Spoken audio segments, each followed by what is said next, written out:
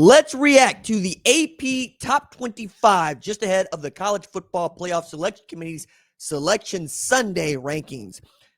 Big games, SEC Championship, big games, Big Ten Championship, Conference Championship weekend did not disappoint. We also learned some things about the process, and we learned some things about teams that we expect to be there at the end in the College Football Playoff. But as we're getting started, I think the AP is a really good place to start when we get to the rankings in just an hour or less. As you're watching this, might have already happened. But I think putting these two things together is also going to give us a better picture of what it is we all think about college football, even if it's the Selection Sunday rankings that we only go by. So at number 1, Indiana, 13-0, dispatches Ohio State, bullied them on the line of scrimmage, 5 sacks of Julian Sand when Ohio State had given up all of 6 in the entire year and was able to run the ball with authority on Ohio State's defense, the second team all year to rush for more than 100 yards against them. We're also looking at an Indiana team that needs to feel it can win the national championship. I expect Ohio State to bounce back from this. It is an uncharacteristic loss at this time, given what we thought Ohio State was capable of, meaning running the table, perhaps being the first team to go 16-0. Now that's Indiana, 3 wins away, and will be the number 1 ranked seed. Number 2, Georgia. They leapfrog ahead of Ohio State with the win in the SEC championship game against Alabama.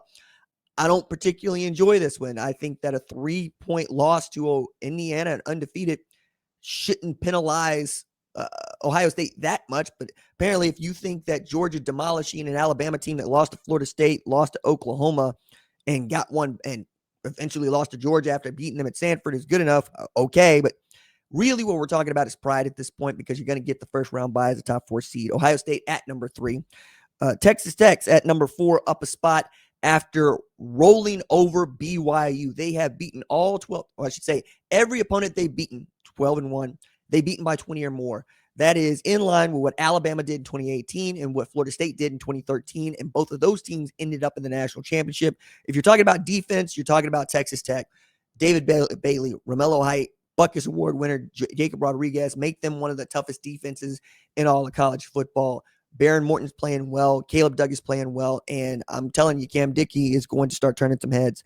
Oregon at number 5. They're down a spot after being idle. That's fine. They're going to get the home game if it sticks with this in the AP. Number 6, Ole Miss. Again, they stand pat. No Lane Kiffin, no problem. They're going to host at Oxford. A&M stands pat at 7. Going to get to host that game, we think, at College Station. It'll be interesting to see who that team is. And really, we're talking about teams that we knew were going to get in, especially get to number 8. Oklahoma also going to get the home game. Very excited about that. And then it gets interesting. So they got Notre Dame at number 9 here, ahead of Miami at number 10, even though Miami moved up 2 spots. Never mind that Miami beat Notre Dame head-to-head. So head-to-head just doesn't matter anymore for anybody, even though it's a criteria that we all are supposed to adhere to. Even the AP, who's told to take into account head-to-head. Doesn't matter that Notre Dame has reeled off 10 in a row. It matters that they lost to Miami to open the season. Otherwise, you got all sorts of threats, right? Like, we won't play these big games. Yes, you will. We got other threats, like maybe we should start the season until October. Whatever. I think this is on the committee and on the voters. This is ridiculous to me. This is quite literally saying we don't care what the score is, which is the reason we play football games, and the reason that we want to play with the scoreboard on is we want to know who wins, so we get to know who's good and who's not down the line. I don't want to hear any more about your resume, this or that. Did you play them? Did you kick their ass? Yes, then you are the better team. Number 11, Alabama at 10-3, down a spot, lose the SEC championship game to Georgia. Already had that loss to Oklahoma and that loss to Florida State. I don't think they're getting in to the college football playoff. BYU's down to 12 after the loss. Lost twice to Texas Tech this year. If Texas Tech wins the national championship, BYU's going to be like, but we couldn't play the college football playoff. No, you couldn't. You lost by double or by 20 points or more both times you played. It's pretty hard to convince somebody you should be there. Vanderbilt, 10-2, just again, a team that is good. Matter of fact, going back up to Alabama and getting all the way down here, this is why I won a 2014 playoff. There are 9-10 wins teams here that are good, and I think they would have really good shots at upending Oregon, Ole Miss, A&M, Oklahoma, even Texas Tech, Georgia, Ohio State, Indiana. We're just not apparently interested in seeing that. Number 14, we got Texas. They're not getting in. It's okay. You got the bad loss to Florida. It ain't who you beat with them that anybody's looking at. It's that you lost to a Florida team that sucks. Fired its head coach in October. You played with your food, as they said, if you're looking down at it. But I think you played with fire with Kentucky. You played with fire with Mississippi State. Nobody enjoyed that. Your best win is still Oklahoma, and that's great for you. And the 7-point loss to Ohio State would have looked better had Ohio State not got beaten by 3 against Indiana. But whining is not going to get it done for the wealthiest college football program in the country. Number 15, Utah, another team I would like to see in the 2014 playoff. Lost to BYU, lost to Texas Tech. That's the reason they're not going to play in the college football playoff. Ridiculous. Number 16, USC, 9-3. Not a great football team, but again, it could steal in that large bid in a 2014 playoff. That head-to-head against Michigan might box them out. But in a 2014 playoff, as it's laid out by the folks that are most likely to adopt a format, it's not the FCS format. It's the top 4 in each one of the Power 4 leagues, standings-wise. They get in automatically. Best 2 teams in the G6, that's usually a selection committee choice, and then your top 6 at-large berths go to the committee. Then you got Tulane at 17, American Conference champion. This is where it gets interesting for the college football playoff. It's the highest ranked conference champions, not Power 4 champions, conference champions. Tulane won a conference championship. They're going to get in. Number 18, Michigan, 9-3. Good football team.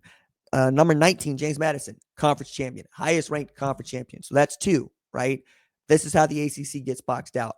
And one of the reasons that the ACC should probably think about adopting a tiebreaker format that has to just take the selection committee rankings in account, where you put those 2 teams in there, all things being equal, so that you qualify for the college football playoff by being a ranked Power 4 champion.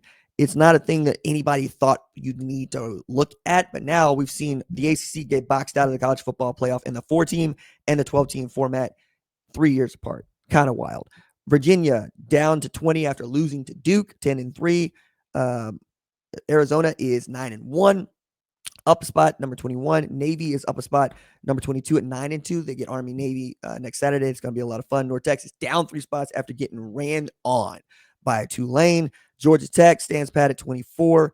And then Missouri's there at 25. I put Duke in that 25 spot because Missouri's 8-4 and Duke is 8-5, but with a conference championship. I think that's only fair. Houston, 82 points. Iowa got 74 points. Tennessee got 61 points. New Mexico got 21 points. Duke got 18. Okay, sure. Boise State got 16. UNLV got 10. South Florida got 10. SMU got 8. Arizona State got 6. Louisville got 6. UConn got 5. Washington got 4. Pitt got 3. Kennesaw State, Conference USA champion, they got 3. Illinois got 2. Iowa State got 2. Western Michigan got 1. MAC champion. And Texas Christian got 1. There are a lot of different ways to pick this one apart. I think Duke should be a ranked team winning the ACC championship. I don't think of Duke as being in the same league as Conference USA or in the same league as Western Michigan. That would be the Conference USA, MAC, respectively. Either you want the conference championship games to matter or you don't. But for the people like conference championship games are going to go away, no, they won't. You know how I know they won't? Because they were invented by TV. We didn't have conference championship games until like 1992 when the SEC championship, or 1990 when the SEC championship game was the first one that was televised. And the reason they televised it because they knew that people would watch it.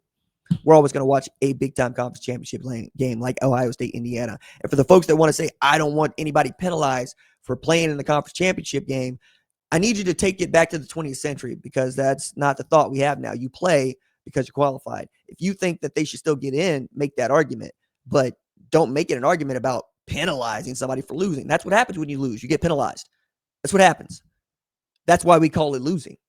I'm telling you, man, we start talking about the college football playoff, people getting in and people clutching their pearls and stakeholding. I see a lot of soft nature out here, and I'm not really into it. Winning and losing matters. Did you lose? Yes. What's your record? Cool. You are what your record says you are. Now, if you don't want to play conference championship games because you don't want to watch them on television, say that. But don't hit me with no, hey, they should get to participate in the college football playoff because they made the conference championship game. And y'all want to talk to me about participation trophies.